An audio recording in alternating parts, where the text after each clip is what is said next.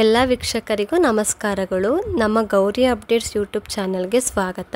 ಇಂದಿನ ವಿಷಯ ಬಂದು ಪಶುಪಾಲನಾ ನಿಗಮ ಇಲಾಖೆಯ ಕಡೆಯಿಂದ ಬಿಟ್ಟಿರುವ ಅರ್ಜಿಗಳ ಬಗ್ಗೆ ತಿಳ್ಕೊಳ್ಳೋಣ ಬನ್ನಿ. ಇನ್ನೂ ಯಾರಾದರೂ ನನ್ನ ಚಾನಲ್ನ ಸಬ್ಸ್ಕ್ರೈಬ್ ಮಾಡದೆ ನೋಡ್ತಾ ಇದ್ರೆ ಪ್ಲೀಸ್ ಸಬ್ಸ್ಕ್ರೈಬ್ ಮಾಡ್ಕೊಳ್ಳಿ. ಹಾಗೆ ಪಕ್ಕದಲ್ಲಿ ಕಾಣ್ತಿರೋ ಬೆಲ್ ಐಕನ್ ಅನ್ನು ಒತ್ತಿ. ಭಾರತೀಯ ಪಶುಪಾಲನಾ ನಿಗಮ ವತಿಯಿಂದ 12,981 ಪೋಸ್ಟ್ಗೆ ವೇಕೆನ್ಸಿ ಇದೆ. ಜಾಬ್ ಲೊಕೇಶನ್ ಬಂದು ಆಲ್ ಓವರ್ ಇಂಡಿಯಾ ಇದೆ. ಪೋಸ್ಟ್ ನೇಮ್ ಬಂದು ಪಂಚಾಯತ್ ಪಶು ಸೇವಕ್ ಮತ್ತು ತಹಶೀಲ್ ಡೆವಲಪ್ಮೆಂಟ್ ಆಫೀಸರ್. ಸ್ಯಾಲರಿ 28,500ದಿಂದ 75,000ವರೆಗೂ ಇದೆ. ಕ್ವಾಲಿಫಿಕೇಷನ್ ಏನೇನು ಕೇಳಿದ್ದಾರೆ ಅಂದರೆ ಚೀಫ್ ಪ್ರಾಜೆಕ್ಟ್ ಆಫೀಸರ್ಗೆ CA, CS, master degree, MV, SC, MBA, ME, MTech, MSc ಕೇಳಿದ್ದಾರೆ. ಡಿಸ್ಟ್ರಿಕ್ಟ್ ಎಕ್ಸ್ಟೆನ್ಷನ್ ಆಫೀಸರ್ಗೆ ಗ್ರ್ಯಾಜುಯೇಷನ್ ಆಗಿರಬೇಕು. ತಹಸೀಲ್ ಡೆವಲಪ್ಮೆಂಟ್ ಆಫೀಸರ್ಗೆ 12th ಪಾಸ್ ಆಗಿರಬೇಕು.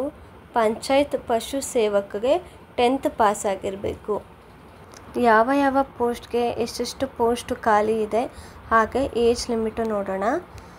ಚೀಫ್ ಪ್ರಾಜೆಕ್ಟ್ ಆಫೀಸರ್ಗೆ 44 ಪೋಸ್ಟ್ ಖಾಲಿ ಇದೆ. ಏಜ್ ಲಿಮಿಟ್ ಬಂದು 40ರಿಂದ 65 ವರ್ಷ ಒಳಗಡೆ ಇರಬೇಕು. ಡಿಸ್ಟ್ರಿಕ್ಟ್ ಎಕ್ಸ್ಟೆನ್ಷನ್ ಆಫೀಸರ್ಗೆ 440 ಪೋಸ್ಟ್ ಖಾಲಿ ಇದೆ. 25ರಿಂದ 40 ವರ್ಷದೊಳಗಡೆ ಇರೋರು ಅಪ್ಲೈ ಮಾಡ್ಬೋದು. ತಹಸೀಲ್ ಡೆವಲಪ್ಮೆಂಟ್ ಆಫೀಸರ್ಗೆ 2,121 ಪೋಸ್ಟ್ ಖಾಲಿ ಇದೆ. ಏಜ್ ಲಿಮಿಟ್ ಬಂದು 21ರಿಂದ 40 ವರ್ಷದೊಳಗಡೆ ಇರಬೇಕು. ಪಂಚಾಯತ್ ಪಶು ಸೇವಕ್ಗೆ 10,376 ಪೋಸ್ಟ್ ಖಾಲಿ ಇದೆ. 18ರಿಂದ 40 ವರ್ಷದೊಳಗಡೆ ಇರಬೇಕು. ಅಪ್ಲಿಕೇಶನ್ ಫೀಸ್ ನೋಡೋದಾದರೆ ಚೀಫ್ ಪ್ರಾಜೆಕ್ಟ್ ಆಫೀಸರ್ ಪೋಸ್ಟ್ಗೆ 1,534 ರೂಪಾಯಿ ಇದೆ. ಡಿಸ್ಟ್ರಿಕ್ಟ್ ಎಕ್ಸ್ಟೆನ್ಷನ್ ಆಫೀಸರ್ ಪೋಸ್ಟ್ಗೆ 1,180 ರೂಪಾಯಿ ಇದೆ. ತಹಸೀಲ್ ಡೆವಲಪ್ಮೆಂಟ್ ಆಫೀಸರ್ ಪೋಸ್ಟ್ಗೆ 944 ರೂಪಾಯಿ ಇದೆ. ಪಂಚಾಯತ್ ಪಶು ಸೇವಕ್ ಪೋಸ್ಟ್ಗೆ 708 ರೂಪಾಯಿ ಇದೆ. ಎಲ್ಲ ಪೇಮೆಂಟು ಕೂಡ ನೀವು ಆನ್ಲೈನ್ ಮುಖಾಂತರನೇ ಪೇ ಮಾಡಬೇಕಾಗತ್ತೆ. ಹಾಗೆಯೇ ಯಾವ್ಯಾವ ಸ್ಟೇಟಲ್ಲಿ ಎಷ್ಟೆಷ್ಟು ಪೋಸ್ಟ್ಗಳು ಕಾಲ್ಫಾರ್ಮ್ ಆಗಿದೆ ಅಂತ ಇಲ್ಲಿ ನೀವು ನೋಡ್ಕೊತಾ ಬರ್ಬೋದು. ನಮ್ಮ ಕರ್ನಾಟಕ ಸ್ಟೇಟಲ್ಲಿ ಬಂದು ಟೋಟಲ್ ಆಗಿ 690 ಪೋಸ್ಟ್ಗೆ ವೇಕೆನ್ಸಿ ಖಾಲಿ ಇರೋದು.